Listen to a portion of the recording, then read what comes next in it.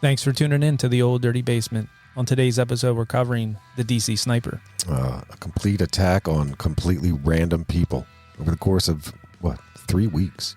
Yeah, in the fall of 2002, it put the DC metro area to a halt. Scary stuff, man. Very scary. Yeah, we had a nice little interview with our buddy Sean at the end of this, so make sure you stay tuned for that. And leave us a 5-star rating on Spotify, Apple. Leave us a written review, and sit back, relax, and enjoy the DC Sniper.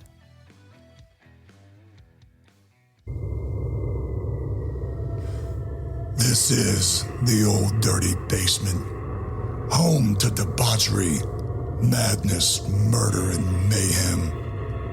A terror-filled train ride deep into the depths of the devil's den. With a little bit of humor, History. And copious consciousness. I'm your announcer, Shallow Throat. Your hosts are Dave, Matt, and Zap.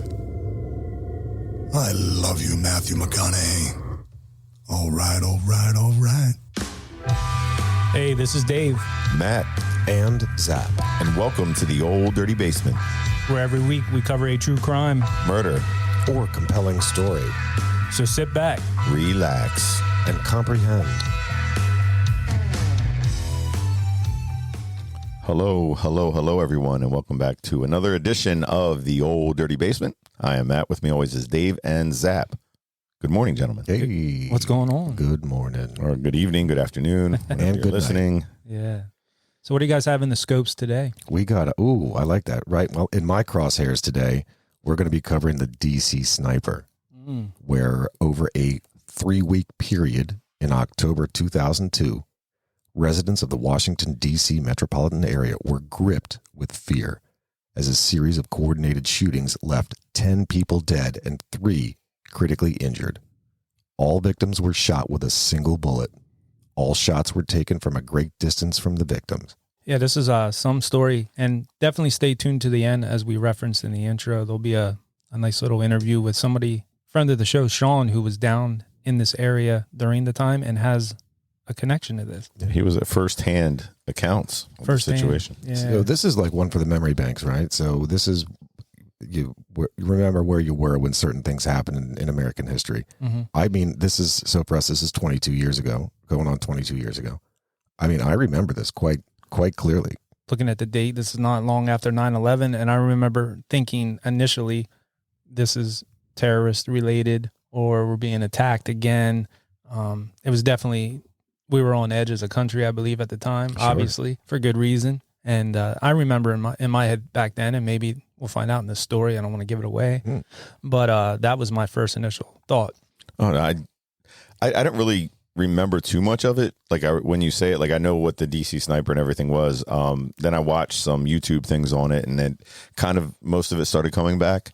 I don't think it affected us that much in this area as much as they were there, but it was still, national, national news. It was crazy. Mm-hmm.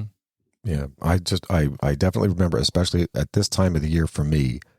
So this would have been my first gig out of college, my first small regional CPA firm, and I would spend the falls, basically like September through the end of the year, working in Philadelphia. And I just remember that when this was going down, there was that worry that, holy shit, if this is a big city thing, is it going to move? Is it going to be mobile? Could they be doing this here? And why not? Mm-hmm. It could certainly happen. I also think about like a public figure that is up in front of a big group of people. There's always, I'm sure in the back of their head, that worry of what if somebody would try to take me out? You know what I mean? And this story makes you feel like these people in this area are probably feeling like that every day. Like any day you're up, you could just be doing your normal thing and getting shot at. You know what I mean? It's just, it would have to be frightening, but I couldn't imagine what that feeling is. Like I said, I was aware of it.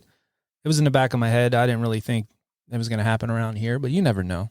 You don't even know. You don't even know. It's interesting when you throw that kind of perspective on it. So the president, when you're the president, somebody's going to gun for you. You know it. Right. So as a result, you have Secret Service, you have all kinds of stuff. You keep distance. You have forces and forces of police in front of you and behind you at all times, scoping things out, making sure everything's cool.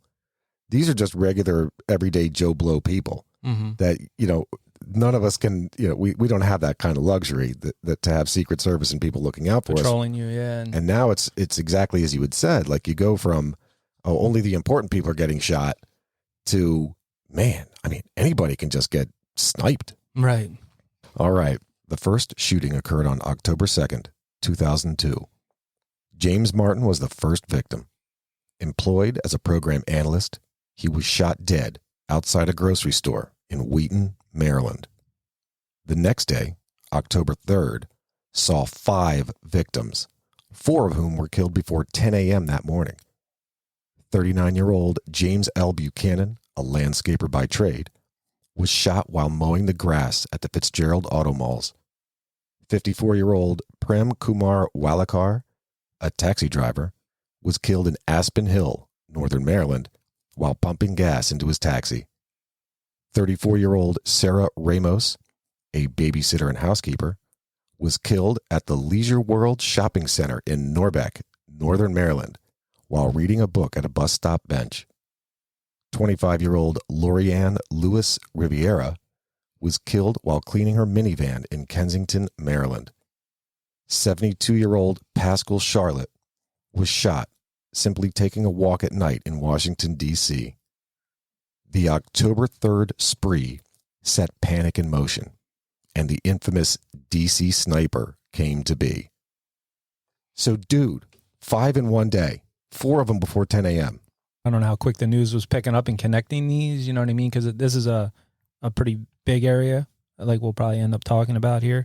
But you would think that these random shootings, like, how are they differentiating between, like, just like, I wonder how many daily shootings there are in that, but these are suburbs, so I mean, it's not like a city or right. So like gang crime and whatever kind of violent shit like that that's in the hood. Mm-hmm. They toss that to the side. They just know that's a given that you're going to have X number of kills. These were just innocent civs, just at the most random of random places getting killed. So you think this was hitting the news that night? Like, oh man, there's a shooting spree going on. They connected them that quick. I mean, I gotta believe that the local news was on something about this. Like, hey man, this guy was shot. This guy was shot. This guy was shot. It's just the most random things. Again, random people just aren't getting randomly shot. Like, not even there's no drive-by cause. There's no turf war or anything like that. There's no motive really. Right.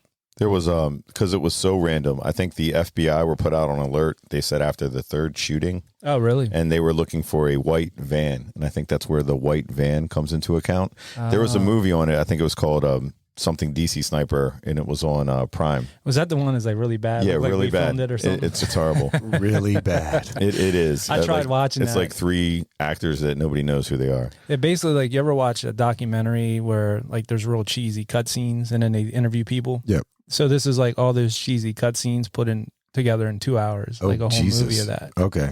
But okay, so that makes sense then if they were on it that quick. Yeah, they were saying that the FBI, and I guess they alerted, like, there were 7 or 9 put to the case right away after like the 3rd shooting, just because it was in the proximity of it. Oh, I got, because I guess it's pretty close then. The other thing got me to thinking is, like, which I think Zap's going to reference in the next thing, is like how random the people, there's no really rhyme or reason to ages or sex or, race or anything like that. Think about like the Son of Sam, like David Berkowitz? Yep. So didn't he have like a specific type, like, and like girls were dyeing their hair? Correct. He was going after a specific chick just because that's what his head, and his dog was talking to him. Telling him, like, his dog was telling him what to do. like kill blondes or brunettes, I forget what it was. Yep. So with this, like, nobody's safe. You know what I mean? It's Nobody. anybody. But that's what I think threw everybody off so quickly. Like, there was no, like, rhyme or reason, like you said, random. Yep. It was completely random. Indeed, the attacks were random, targeting people of all ages, genders, and races. No one felt safe. People were being shot while doing everyday activities, pumping gas, walking to school, mowing lawns, you name it. Police remained baffled. One thing police knew: the sniper was incredibly accurate, often shooting from a distance and disappearing well before help could arrive. October 4th saw the next victim. 43-year-old Caroline Sewell was shot in the chest in a parking lot of the Spotsylvania Mall. She was not killed, however, only wounded. 3 days later, October 7th, marked the next instance, where young 13-year-old Iron Brown was shot in the chest and critically wounded when he arrived at school. He too lived. Now, it should be noted, at this crime scene, an empty magazine, a shell casing, and a tarot card were discovered. The tarot card was the death card, and on it was written, "For you, Mr. Police, code, call me God, do not release to the press." I know too, like that 13-year-old that got shot. Yeah. Like the news was reporting on this, and they would say stuff like, well, there's been no children killed yet. Well, the next murder was a child. Or like every time they would report something on the news, like, oh, they're when they were trying to narrow it down and say, oh, they're targeting X, Y, or Z, or not doing it here or there, the next one would be almost like they were maybe watching the news and going, all right, let's do that. Yeah, just to throw them off. You know what I mean? Not only 2 days after the October 7th shooting, 53-year-old Dean Harold Myers, a civil engineer, was shot dead while pumping gas in Manassas, Virginia on October 9th. 2 days later, on October 11th, 53-year-old Kenneth Bridges, a businessman, was shot dead while pumping gas near Fredericksburg, Virginia. 3 days later, October 14th, 47-year-old Linda Franklin, an intelligence analyst, was shot dead in a Home Depot parking lot near Falls Church, Virginia. The sniper laid low for a few days until October 19th, when 37-year-old Jeffrey Hopper was shot in a parking lot near a Ponderosa Steakhouse in Ashland, Virginia. He survived. Now, at this crime scene, the police discovered a 4-page letter in the woods, having been penned by the shooter, threatening to shoot children and demanding $10 million. 3 days later, October 22nd, 35-year-old Conrad Johnson, a bus driver, was shot and killed in Aspen Hill, Maryland. I miss Ponderosa, by the way. I was going to say, are they even around? I think anything after COVID, anything that involved like people dipping their hands and stuff. Buffets. Yeah, buffets have died. I don't know, man. There's a one buffet out in Lancaster that is like nationally renowned for its oh yeah, you get free birthday dinner. Incredibleness. What's that called? Shady Maple. Shady Maples. Oh, yeah. Shady Maples. Yeah. There's 1-2 Miller's Smorgasbord. Ooh. Is that in Lancaster? Or maybe I'm confused. I don't know, man. I'll tell you that Shady Maple, if you haven't been, dude, go. Never been there. It is amazing. It is cool. Then they have like a whole little like shop downstairs. It's pretty neat. It's fun. So yeah, dude, people are dying. Babies are crying.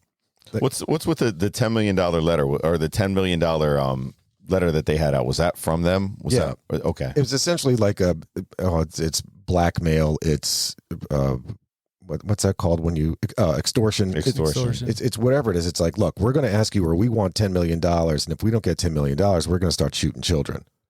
Yeah, I don't see how you think you're going to get away with that, like trying to get the money. Like they're not going to track that. I don't know. They don't think this through. I don't know how that could ever work. Like, look, I've seen plenty of movies. I've seen plenty of this, that, and the other thing.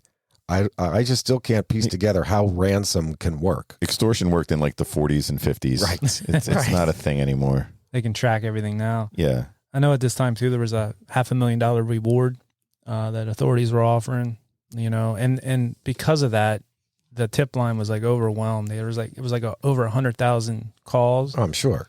And there was actually a call from. There's got to be some false leads in there, if not all of them. There was a lead that came in that fell through the cracks, and we'll talk about that a little bit later. Oh. But yeah, they could have ended this early. Well, American Greed, they could have shut things down for like a week, check things out. They could have been like, hey, everybody stay home like you do with the kids and see, Yeah. They're like, oh, well, no shootings this week. Right. How about them apples? Back to work. Yeah, that's what they say. Get back there. Get back to work. The randomness with this shit. I mean, like, again, pumping gas, Home Depot parking lot, Ponderosa parking lot. Like, dude, it just keeps going and going and going. Like, you're just some random Tom, Dick, or Harry, and that's, hey, peace out. That's the end of your life. I'm trying to think. Do we have anything stating when the cops or when they did put out on the news that this is because they knew what the caliber of the bullet, they knew from like the distances they were shooting who these people were. They knew it was the person because it was the same round. Mm-hmm. So when did they say we know it is a one? We know there's one person that is doing the shooting, or did they just keep it random for people to even be more freaked out? So I thought I had read something about this, and Dave, please jump in. the cops were quite loquacious about this. Like they would talk to the police chief. I forget his name. Morris was that his name? Moose. Moose. That's it. Moose. Yeah. He would do interviews as though he was actually talking to the sniper. Mm-hmm. They were very much an open book. They said on this, anything they really had, they kind of let it out in the press. I mean, there were some things they kept back, but even that tarot card thing was something that said, do not release it. Somehow it got leaked. Yeah. And they were kind of upset about that. But after like the third, fourth, fifth shooting, they knew exactly the caliber of the bullet. They knew it was the same gun. They knew it was one person at this point. So I see what you're saying. Did they connect it and go, hey, this is like... Yeah, did they say, hey, there's one person out there, but they didn't have anything for them to stay alert, like, look out for this or look out for that. They had no clue. Yeah, well, like you said, that white panel van... It was one of the first, somebody said there was a white panel van. Which maybe is right, maybe wrong. Maybe right, maybe wrong. It's so I can see where you're at, Matt. I can definitely see that, and I would imagine that at some point that there's a hope to that. Well, I mean, I would put it out to like calm the masses. Like, hey, it's only one random person. Not like a gang or something. Yeah, it's not a gang. It's not a bunch of people just out taking pop shots. I gotcha. I wonder how calming that would be. Like, hey, at least it's not a gang. So all you're looking for is somebody that you can't see. They didn't have. You're right. They didn't have any way to describe this person or persons. Which is better, I guess. This way you're just not questioning everybody around you and saying, oh my God, you could be the shooter. No, you could be the shooter. Hey man, you could be the shooter. Hey, I don't like the way you look at, dressed at Walmart today. You could be a shooter. I would still be at home. It wasn't like guys in vests. Right. It says Warriors on the back. Warriors. Yeah. Dude, I wonder, oh man, I wonder, were people walking around with like Kevlar, bulletproof vests, anything?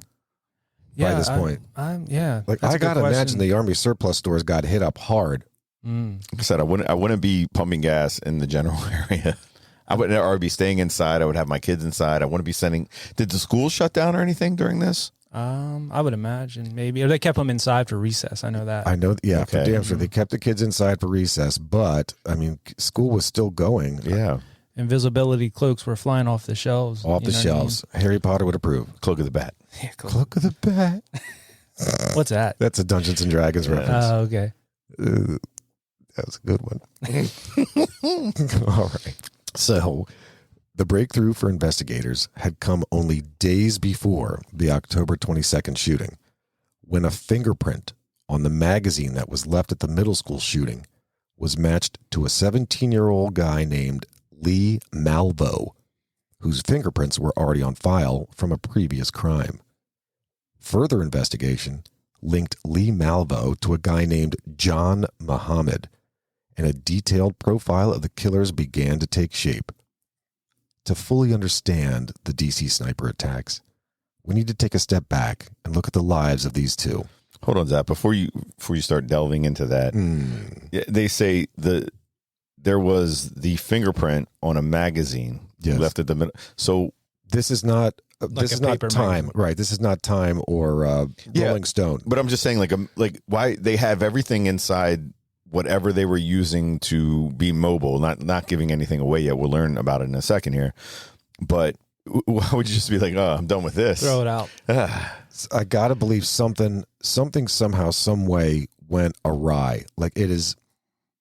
If the guy dropped a tarot card on purpose, that means he left the automobile, whatever it was. Well, yeah, I could see that done on purpose. I gotta think that the magazine must have slipped out of somehow it fell through the door. Just the door, or like when he opened up, or because they probably had all kinds of stuff in there from being mobile inside it. So they just got sloppy. Or maybe that one they didn't do from their car or van or wherever they're in. Maybe they were out. Maybe that particular shooting was out. Okay. Maybe they're in the woods. Maybe just chilling and just left it behind. Yeah. Oh. So for clarity on magazine, we are talking a part of a rifle. Yeah. Or any weapon, I should say, that accepts bullets, except revolvers. Yeah, sorry, like not Time. Well, I'm an idiot because when I first was reading through this, I was thinking, wondering what magazine he was reading. Like I didn't even connect. Like Playboy. Yeah, exactly. I wasn't even thinking like Sports Illustrated swimsuit edition. Right. So a magazine Sniper Weekly or Sniper Weekly. Nice. Running. Yeah. So a magazine is, if I understand correctly, it's any device connected to a weapon that both holds and feeds bullets into the chamber. Whereas a clip, some people call them. A clip magazine fits into a magazine. So any weapon with accepting a revolver, any weapon accepting a revolver uses a magazine. However, not all weapons use clips. Some clips fit into magazines. Some weapons just use magazines. Do you think maybe that was a cry for help? Maybe. What did he cry for? What though? What kind of help? Like, man, I really want a cheeseburger. No, I'm under the influence of this person, or maybe he had enough. Maybe just to leave. Yeah, like you said, just to leave a magazine that holds, just to drop it or not be like, oh shit, we better find that. Just sounds funny. Like he's giving hints. Yes, clues. Clues, or maybe he just didn't think it through. I don't know. Sloppiness is inevitably going to happen, though, right? Like somebody always gets sloppy, except for the Zodiac killer. Yeah, he never did. No, he never got did. caught. Oh, maybe. Who's to say? Who's to say? Allegedly. But let's talk about these two dudes, right? Lee Malvo and John Muhammad. Yes. So John Muhammad, an Army veteran with a troubled past, had a significant influence over Lee Malvo, who was a teenager from Jamaica who found himself under Muhammad's sway. Muhammad had a history of failed marriages and military service that left him disillusioned, shall we say. After losing a bitter custody battle, Muhammad kidnapped his 3 children and took them to Antigua, where he met Malvo and his mother, Una. For Malvo, the young man from a broken home, Muhammad became a father figure and mentor. Una left her son, Lee, in Muhammad's hands at some point in 2000 when she illegally immigrated to Florida with the understanding that Muhammad and her son would arrive shortly thereafter. In March 2001, Muhammad converted Malvo to Islam after he'd been a Christian his whole life. Yeah, that John Muhammad was an expert in like fake documents. And that was kind of his little side gig. He could fake anything for you. Really? So that's kind of how Malvo connected with him as well to get his mom like fake documentation to get into the country and stuff like that. So Muhammad had a bad military past. He had bad marriages. He kidnapped his own kids, took them to Antigua, met this single mother with a kid of her own. And, hey, look, man, you want to get to America? I'll make some fake documents for you. You can go and we'll be right behind you. That was a specialty. We say, Muhammad was troubled. You don't say. He's a troubled man. I saw a thing too that like he was like 41 at this time, 41, Sure. but right out of high school, like I forget what the job was, but they were talking about his early life. Like when I say early life, right out of high school, he had a job paying the equivalent of like $60 to $70 an hour, like today's money. He was very successful. He was like, had a lot of success with the women, had a nice car. They were talking about his early life. Hey now, for real. But then life started going after the military and stuff. Like he came back very bitter, and I guess things started going downhill after that. He was in a dark place now. This time of his life. Well, he had to have money. I mean, the guy's traveling to Antigua. Like, let's just go to Antigua to hang. Well, I think he was making that money from the fake document, doing that little side stuff. Side hustle. So he was hustling. I got to believe when you kidnap your own kids, you want to get the hell out of Dodge. You want to get as far away from the policia. Right. I'm sorry, American police as possible. Policia. And he converted to Islam. His like birth name was not Jim. Yeah, John Muhammad. I forget what the original last name was. Oh, like it was Jim John Brown. Smith. It was John something like that. John Henry or something like that. He was a steel driving man. Mama named him John Henry. I'm gonna call him John Henry. That boy can sing. Let's see. Yeah, so he went to John Muhammad after converting them. Oh yeah, and he converted Malvo. Or Malvo said, "You know what? I look up to you. You're a pretty good guy. You've been really nice to my mom, who's since left me in your care after she made her way to Miami. I'll go into Islam too." Yeah, but this kid had a rough as well. That Malvo had a really rough childhood. They said as well. Yeah, he was back and forth between basically a number of homes, but it was all siblings. By siblings, I mean extended family. Like he lived with his aunt, or he lived with an uncle, or he lived with grandma, or he lived someplace else. Something like that. But Muhammad was he tried to bring like Malvo in too. Like he was his father figure. He would tell him different things. He was like Drake was with like young women. He would like try to Wait, Drake the rapper guy? Yeah. he would try to like persuade them. He was trying to show Malvo that, hey, like this world is so screwed up. Like I would like you to be something different in this world, and this is how we're going to do it. I think he tried to mold a young mind. He was he was a bad dude. Well, that Muhammad too passed him off as his son a lot. Mm-hmm. Sure. They were making their travels, but That's an easy way to say, like, Well, Yeah. that's who's this young kid hanging it's out my with older you? son. Yeah. Yeah. exactly a great way to avoid questioning. Mhm. right. For the longest time, police had been on the lookout for a white van. Time and time again, a white van had been seen at or near the crime scenes. I thought there'd be an OJ reference in there. You would think, not a white Bronco. Oh. Yeah.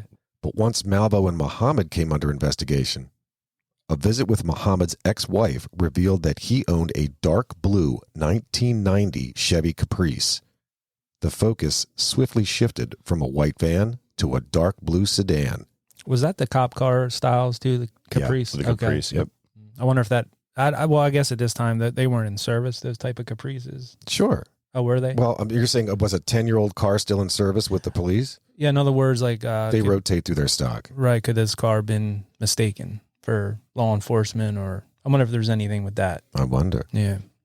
I seen a picture of the car afterwards. I don't think they were mistaken it as. That's got to be some Right. ghetto-ass, Yeah. low-budget place that has that kind of budget for this kind of car. Yeah. Right. In the early morning hours of October 24th, 2002, Muhammad and Malvo were found sleeping in their car, that 1990 Chevy Caprice, at a rest stop in Maryland. They were arrested without incident.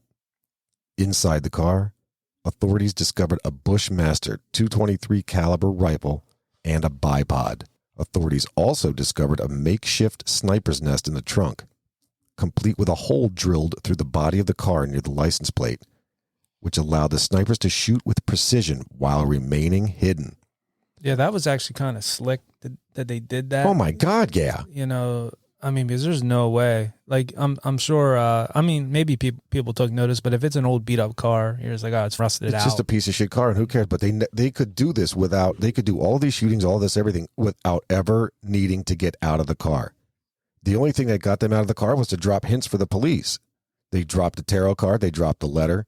I mean, otherwise they can just hang out in that car all day. I don't. Yeah, like I still don't understand the magazine. Like that's something important. I agree. Yeah. Look, I agree with you. And if man. like It's right. if it wasn't for like the fingerprints on that, these guys could have still been out there today. I mean, eventually you would have been caught, Maybe. but it could have went on a lot longer. The magazine is what threw it for them. Like once they were able to link those fingerprints on that magazine. It was was done. done. Yes, and it wasn't something like it was a magazine to a rifle. Like if it was something like random that could have been dropped there, like like a cigarette butt, or they wouldn't even have thought twice about checking Right. it out. But it was a whole magazine to a weapon. Back to what I was talking about early on, there was a childhood friend of this John Muhammad, Robert Holmes, who called into that tip line and gave his name and said you might want to look at him, and it slipped through the cracks. They could have had their eyes on John Muhammad much earlier. I think it was after like the first 2 or 3 murders. I forget what the number was, but because they were so overwhelmed with tips and people calling in and actually saying, no, I'm the killer, we're doing, that type of Right. stuff. Mm-hmm. It Right. slipped through the cracks and they didn't even look at the guy. Now that was Robert Holmes, not to be confused with John Holmes. or Rupert Holmes. Who's that? Rupert Holmes, Pina Colada song.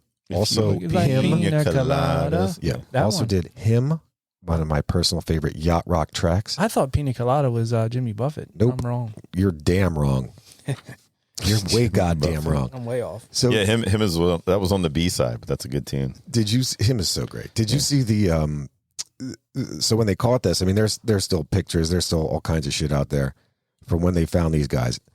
So I happen to be a fan of staying within the lines of a parking lot. Right? So a parking space. Mm-hmm. His car was parked.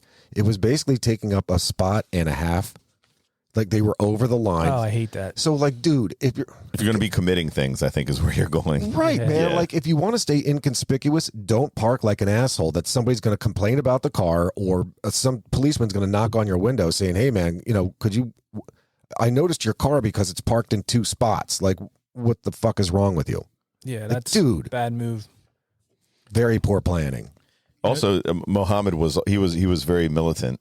Like he was in the army, but he was very against like the system, The against establishment. the government. Like everything was wrong I with see.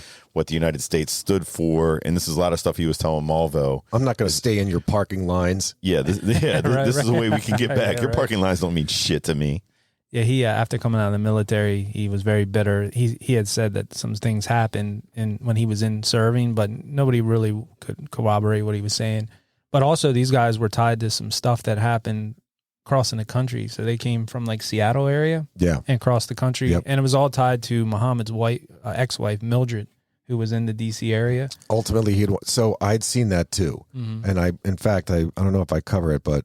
No, in fact, I don't. I left that out. Yeah. So, yeah, it does end up coming out that his wife was actually initially the focus, but he wanted to distract everybody by just shooting randos. Right, because he knew she was in that area. Like I forget if he hired somebody or had somebody track her down. But on their way crossing the country, and like I think it was in Arizona, this one was crazy. There was a guy in a parking lot changing his tire, like in a mall parking lot. And they came over and approached him. Were like, "Hey, how's it going? Do you need help?" And he was like, "No, I'm good." And the guy is retelling the story, so obviously he survived the attack. But I guess the teenager, Malvo, like came around, was like kind of like ducking down around the car, and he's like, "Hey, what are you doing over there?" And when he came around, he smiled at him and shot him. And the bullet went through his neck and exited out his shoulder. He fell down and played dead. Like he was like, "Oh, I thought I got hit with like a paintball gun, but I wasn't sure." The kid went in, took his wallet, took a bunch of stuff, and fled. The guy got up, ran to like a gas station or something, called 911, and survived. Luckily, the bullet hit no major arteries, obviously. Sure. He survived, but they were able to tie this to these guys later on. And then there was a robbery in Alabama where a lady was, I think it was a lady that worked there, was shot and killed, and another guy was injured, and they did rob the place and took money and different things. But initially, they didn't want to tie this to these guys because they were like, well, they don't ever steal anything. They're just basically senseless killings, but they're not stealing anything. But they did get fingerprints from Malvo there as well. Yeah. So. Yep. In fact, I think that's right. That's where that's how they were able to tie that back to that magazine. Right. And I'm not talking a periodical. No, periodicals, yeah. But also with the magazine, the clip, whatever you would like to call it, for the gun, when they started questioning Muhammad's wife, like she was she was like a canary.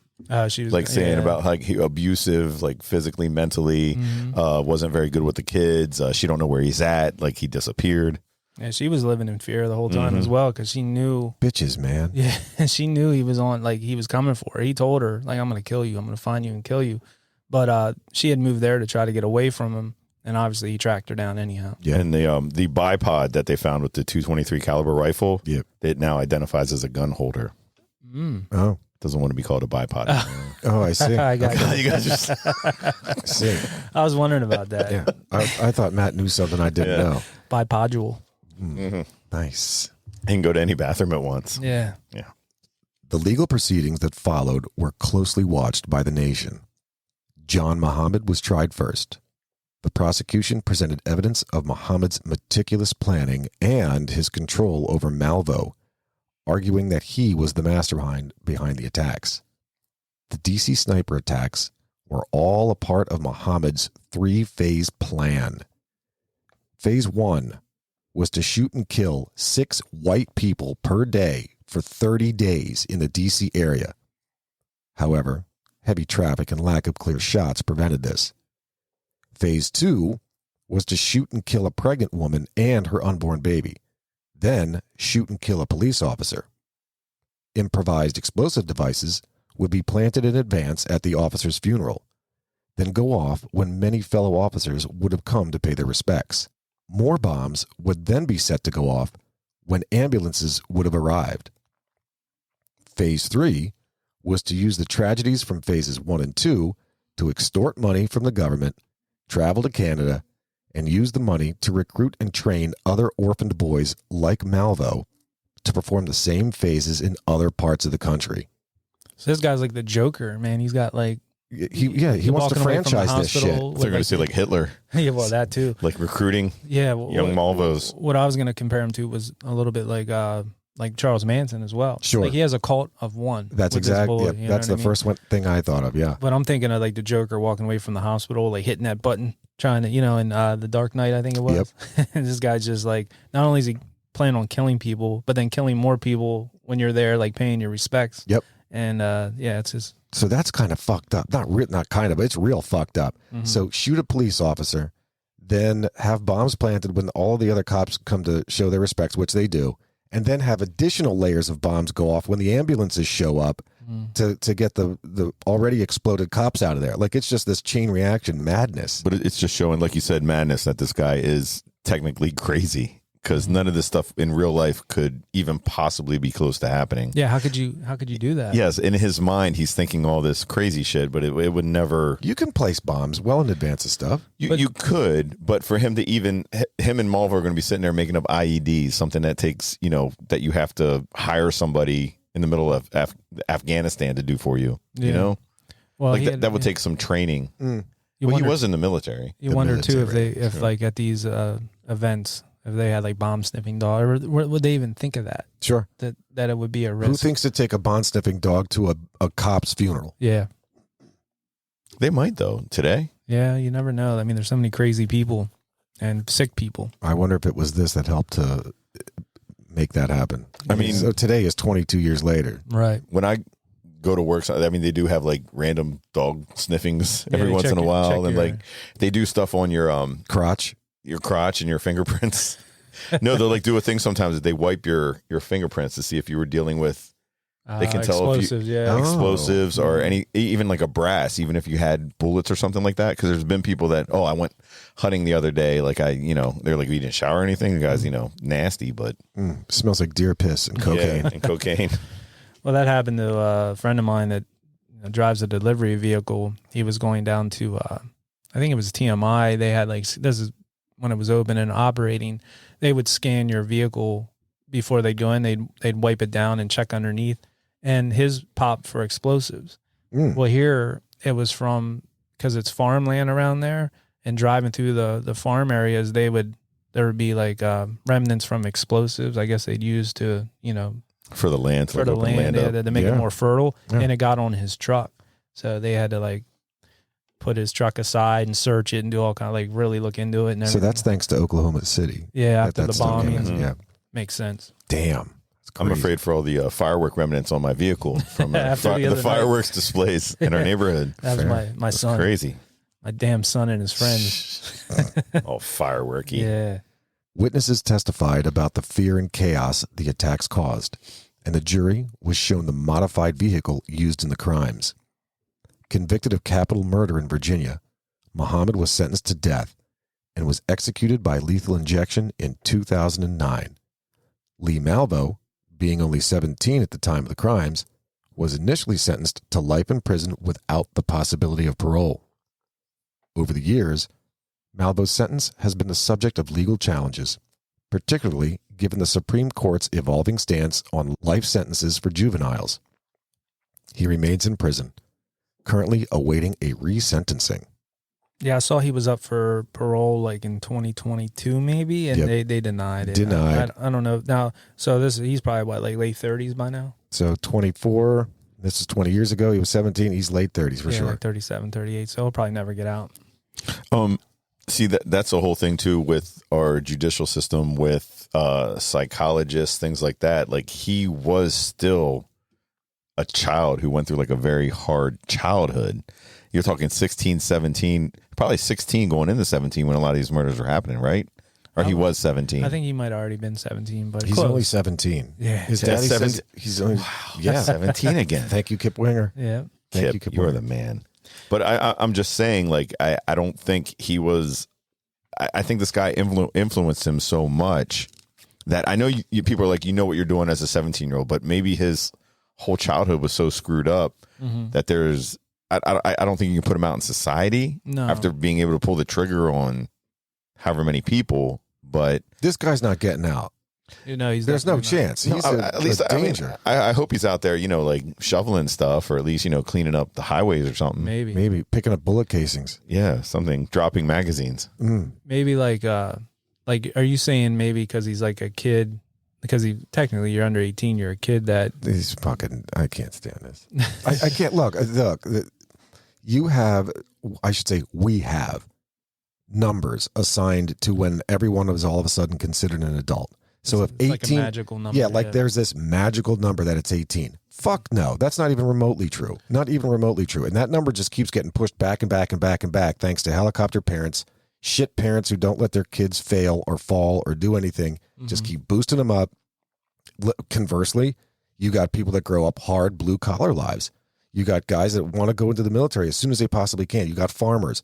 Like, you have laborers that go to work as soon as they possibly drop out of school to go do it. Like, they're a hell of a lot more of an adult than a lot of people.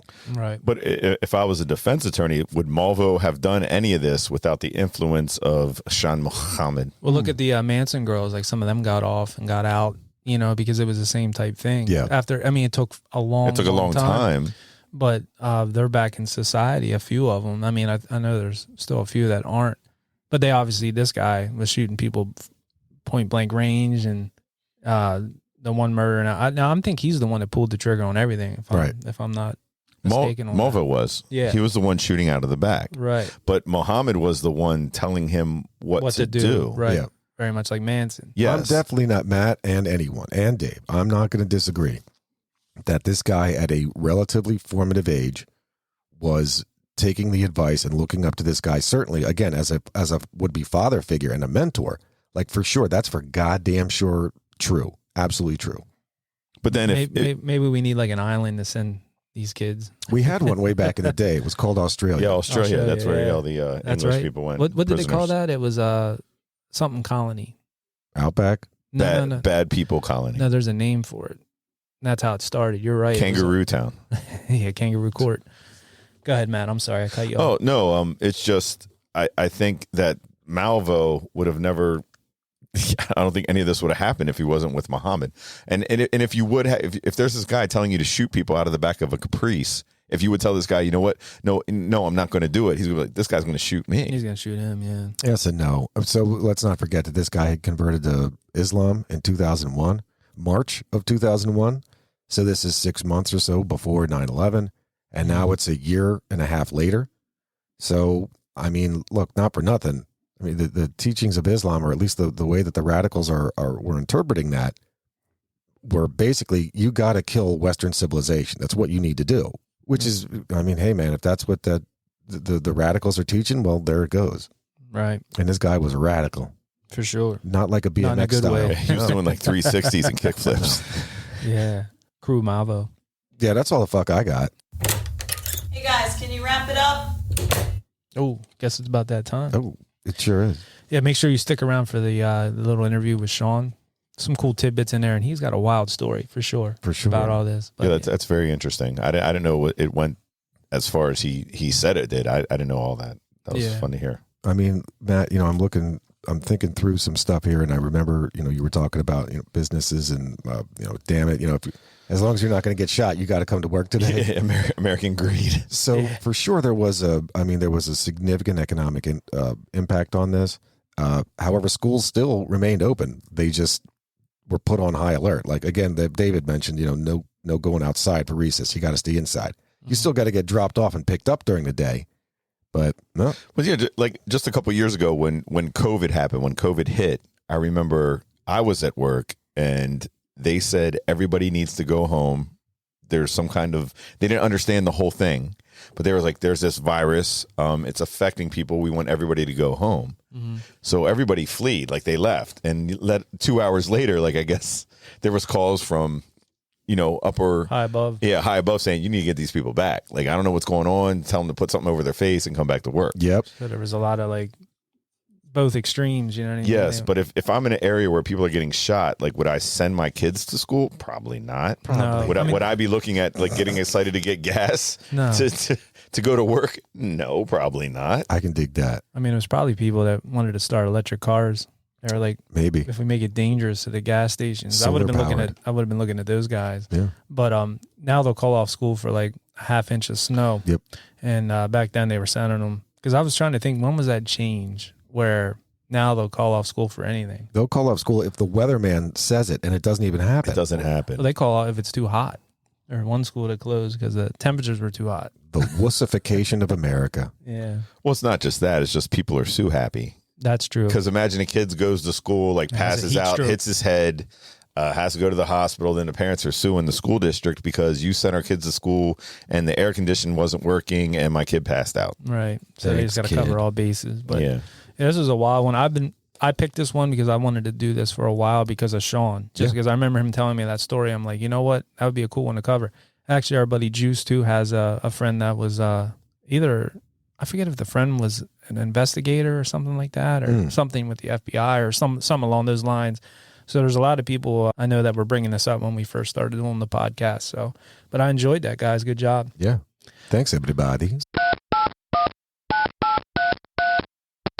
All right, so we're here with Sean. Sean, what's going on?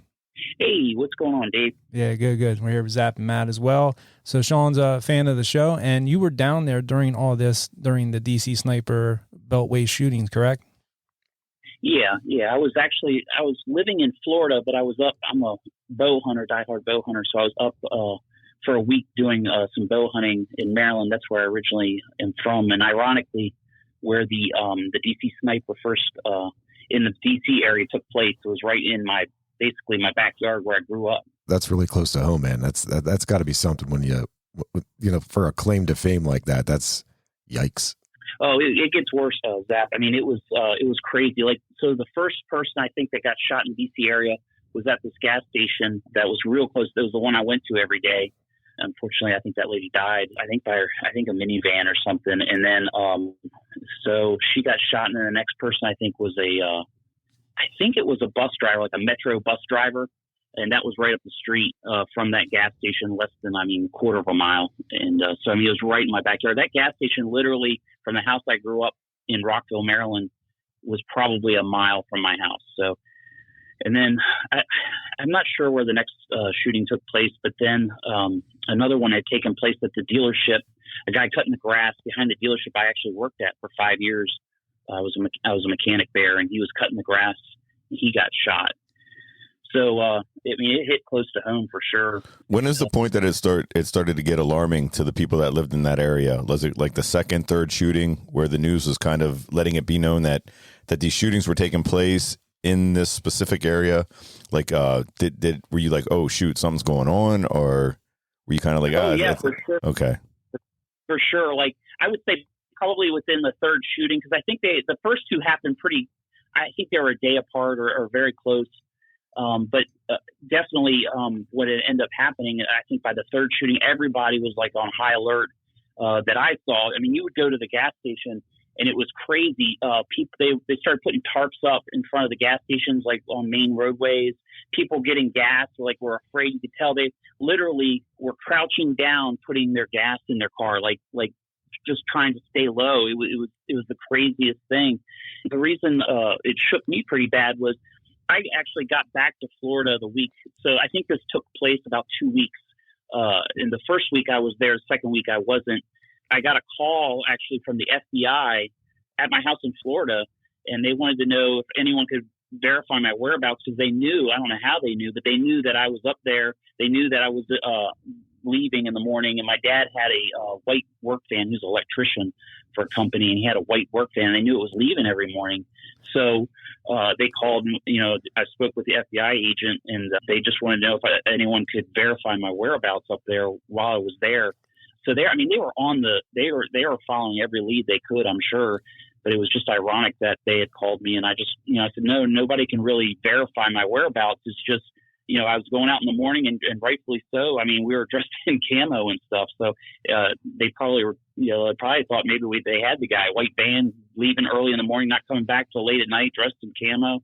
I mean, we had those, but, the average person probably didn't know what we had in our bow cases, That is crazy. Like, that is some big brother shit right there. Like, that's unbelievable. But, as we've gone through this story and we've put this all together, they for damn sure were looking for, at one point, a white van. Yeah, the white van was the first to be reported. White box truck, anything like that. And here you are, just minding your own business, coming up north again, coming back home to go, of all things, hunting.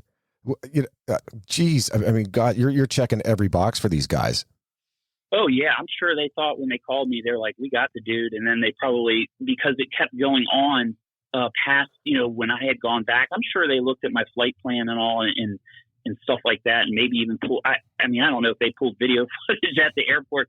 But he talked to me and he was very cordial and very nice. And I didn't even ask him how he got my number or how they got in contact with me, but they did contact my dad too.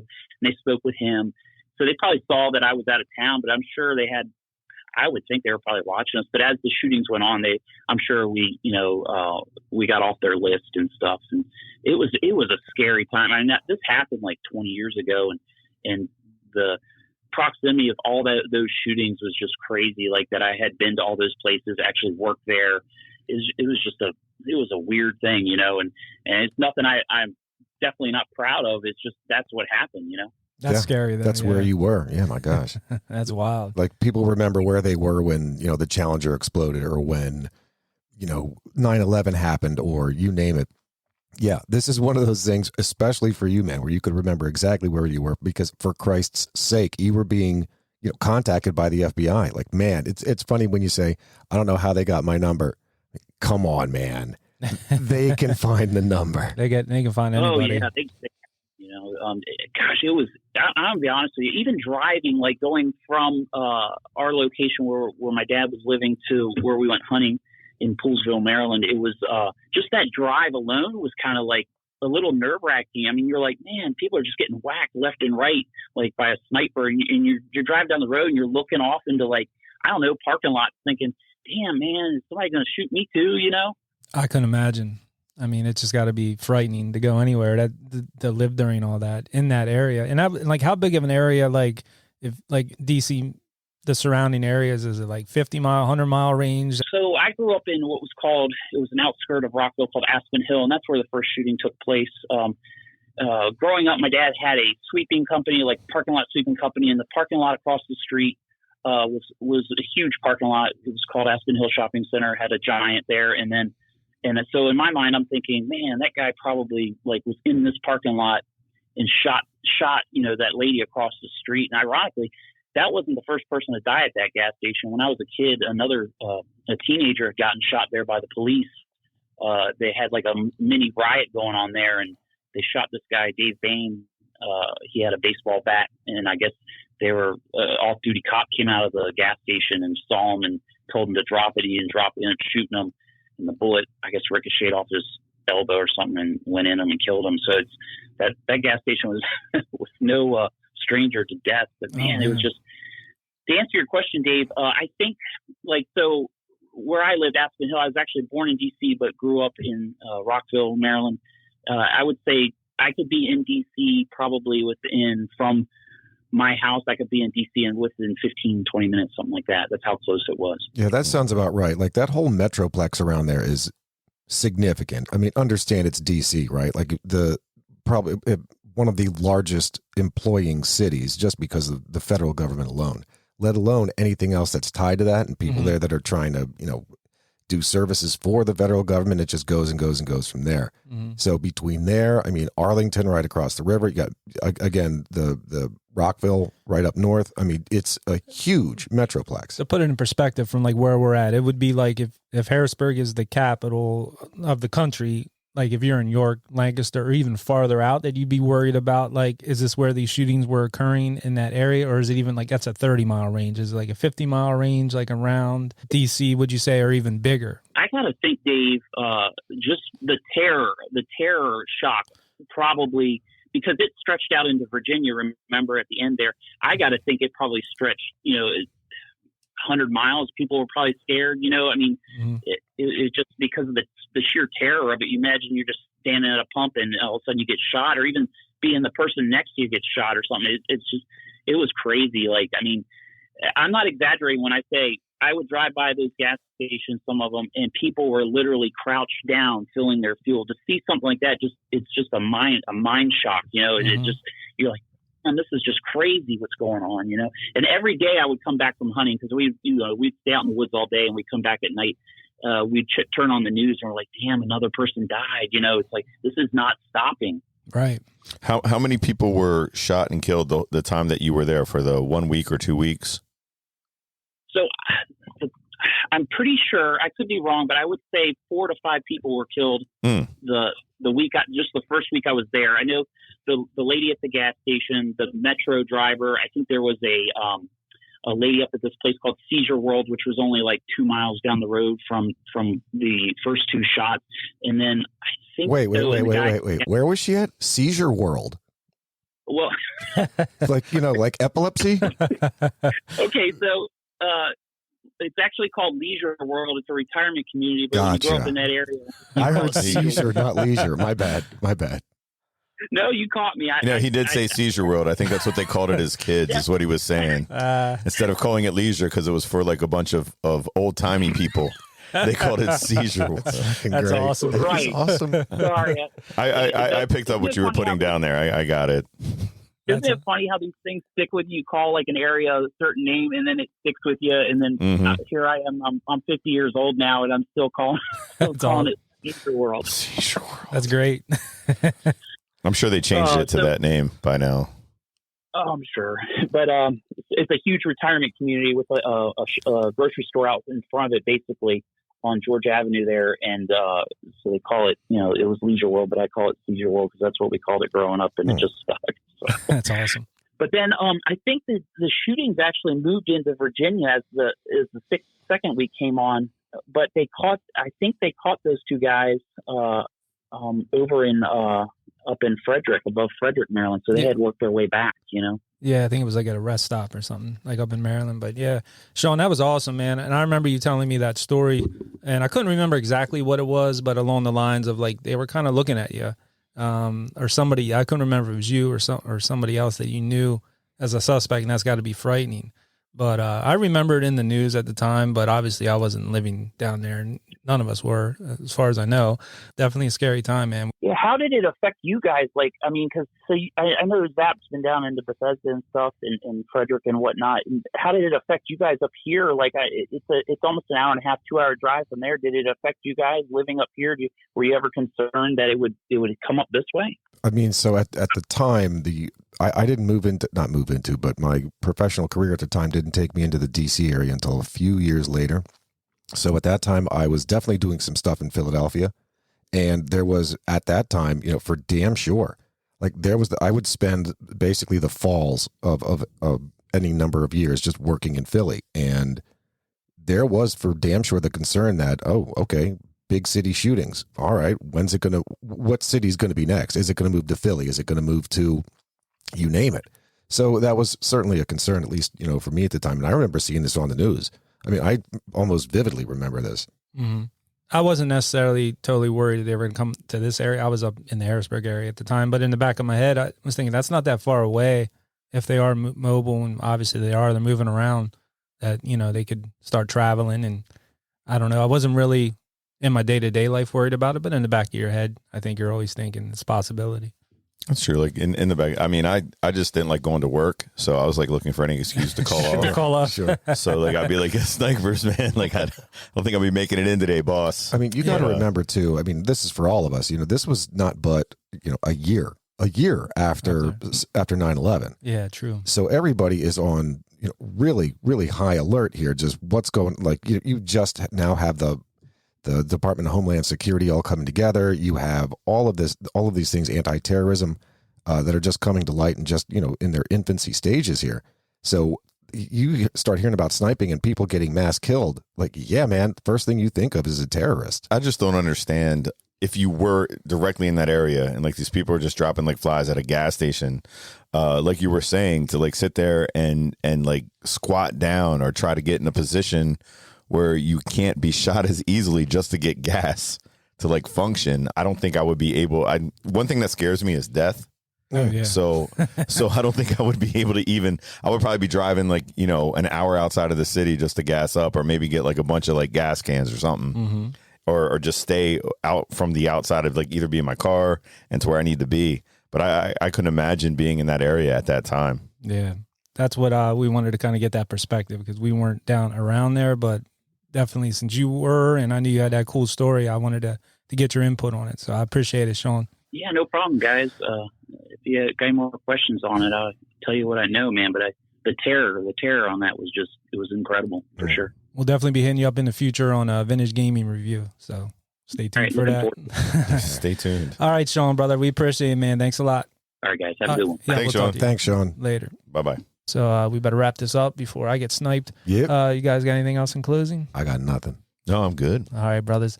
We hope you're enjoying the podcast. Speaking of which, if you are, leave us a 5-star rating on Spotify and Apple. Leave us a written review. Haven't had any in a little while, so we'd appreciate it if you're enjoying the podcast. And I guess that's it for now. So we'll catch you where? On the flip side. If we don't see you sooner, we'll see you later. Peace. Thanks for hanging out in the Old Dirty Basement. If you dig our theme music like we do, check out the Tsunami Experiment. Find them on Facebook. Their music is available streaming on Spotify and Apple, and where great music is available. You can find us at Old Dirty Basement on Facebook and Instagram, and at Old Dirty Basement Podcast on TikTok.